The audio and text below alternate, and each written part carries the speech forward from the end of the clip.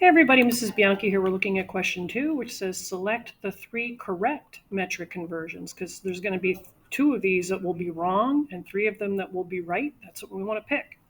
And in the directions, it does give you the hint that a metric ton is a unit of weight that's equal to 1,000 kilograms. So when you see this right here, you want to rethink that as being 1,000 kilograms. So we're going to do B last, but I want to make sure we know the basics. So this chart should look familiar to you because the base units in metrics are meters, liters, and grams.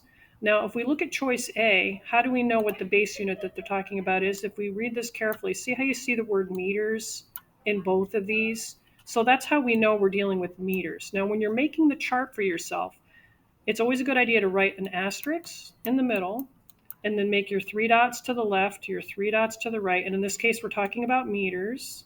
And then you would want to write out King Henry's dad, in this case Mark, drinks chocolate milk. And then what's often helpful is to add the little m's since the base unit is meters. So I'm going to throw those on just to make sure we're not confused between meters and millimeters, because milli is this prefix, right? Where this is just plain old meters. All right, so I took the number that's offered in choice A that's already in millimeters. So on the chart, we would have to find where is that? Millimeters is right here. What are we converting to? We're converting to centimeters. Where is centimeters on the chart? It's right here, because remember, centi is the prefix for C. So how many decimal jumps is that, and in what direction? So if we start here, we're moving the decimal 1 to the left. That's 1 to the left. Now, did you know moving the decimal 1 to the left is the same thing as dividing it by 10? 1, 1, 0, 1 to the left. So if we take here's where the decimal is now, and if we move that 1 to the left, now if we could take out a calculator and do this number and divide it by 10, but it's not supposed to be necessary to do that. It's supposed to be mental math. So if we move this decimal 1 to the left, it's going to go here now. So let me rewrite the number to clean it up. So we were at millimeters. This black number here was in millimeters, and we want to know how many centimeters is that. This is what I'm getting, and the unit that's on that is centimeters. So these two things are equal. This many milliliters, or I'm sorry, millimeters, is equal to this number of centimeters. Now, does this number match this? Is this the same thing as this? The answer is it's not. So what does that mean? That means you're not going to pick A. That's not one of the ones that's correct. Now we're going to skip B because, again, I want to go over the basics first before we talk about the idea of a metric ton. Now in choice C, now our base unit is different. How do we know? Let's move this out of the way. In fact, let me delete that. Because the base unit in this case, if you look carefully, we're converting from liters to milliliters. Now, that's this, right? It's going to be either meters, liters, or grams. So let's put an L here, and then we can stick the little L so we know that these are all, oops, I meant to erase that, put that back in. All right, so again, if you have 10 liters, you have a deciliter. If you have 100 liters, you have a hectoliter. If you have 1,000, you have a kiloliter. And then we can talk about it being smaller. If you have 1/10 of a liter, you have a deciliter. If you have 1/100th of a liter, then you have a centiliter. And if you have 1/1000th of a liter, then you have a milliliter. All right, so let's look at the number they give us. They give us this number right here. I'm going to write it right here, 48 hundredths. Now, what's our starting unit? Our starting unit is right here, liters. Let's put an S on our chart. So, by the way, to make the chart, you always want to say to yourself, King Henry's dad, Larry, drinks chocolate milk. Now, we're going to check to see if this is equivalent to this. Now, if we're starting at liters and we're converting to milliliters, that's 1, 2, 3 jumps to the right. Did you know that moving the decimal 3 to the right is the same as multiplying by this number? So it's not an accident that we have a 3 and we have 3 zeros.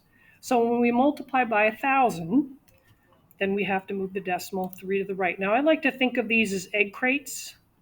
1 egg crate, 2 egg crates, 3 egg crates to the right. So this is where the decimal goes. Now, you know how eggs, they kind of nestle into the egg crate? I've seen people not put the 0 in the right spot. Like I've seen people put it on top of the little point. It has to go into the egg crate. This is an egg. It has to sit nicely in the egg crate. So what does that mean? The decimal now is here. Now, if I write that number neatly with the decimal in the new position, which is here, does that match this number? Is 480 the same thing as 48? Because this is how many milliliters, this number, 48 hundredths of a liter, is equal to this many milliliters. That doesn't match this. So that's going to be another example of a no. Now, let's walk you through choice D using the chart. So again, we're looking at choice D here. We're checking that out to see if that's right. I'm just going to rewrite this number, which is 93 and 5/10. And we're looking at meters and meters. In this case, the prefix is centi. So that means we're using this. We're using meters. We would say to ourselves, King Henry's dad, Mark, drinks chocolate milk. And then if you need to, go ahead and put the little M's in there if that helps. Some people don't need to do that, but some people do. All right, and we are starting at centimeters. See right here? That's where we're starting. Let's put a little S on our chart. And where are we finishing? We're converting that to meters. That's here on the chart. So from start to finish, that is 2 jumps to the left. 2 to the left, when you go to the left, that's dividing, and you need to add 2 zeros. So 2 to the left means we're dividing by 100. Now, if we move this 2 to the, I could take this number, put it in a calculator, and just hit divided by 100, but you shouldn't have to do that. It's supposed to be mental math, people. So if we move this 2 to the left, 2 to the left, now the decimal's here. Now, if I clean that up a little bit, because in the green version, it started out as centimeters, right? And we need to know how many meters that is. So if I rewrite this number nice and neat, and then put the number, the label of meters after it, does that match this number? Is this the same thing as this? That would be a yes. All right, so hopefully you kind of see the pattern here. We'll just quickly do E, get you going on that. So the number that they give you here, I'm just going to copy it down here. And this is kilograms, so we know our base unit here. If we look more carefully, we're talking about grams, right? So we're using this. So if you need to, go ahead and put the little g.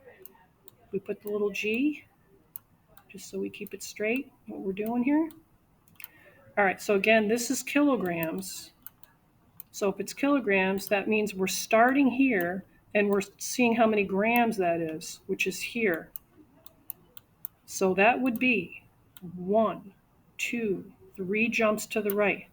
3 to the right, people. That's the same thing as multiplying by, we need 3 zeros. So that makes that 1,000.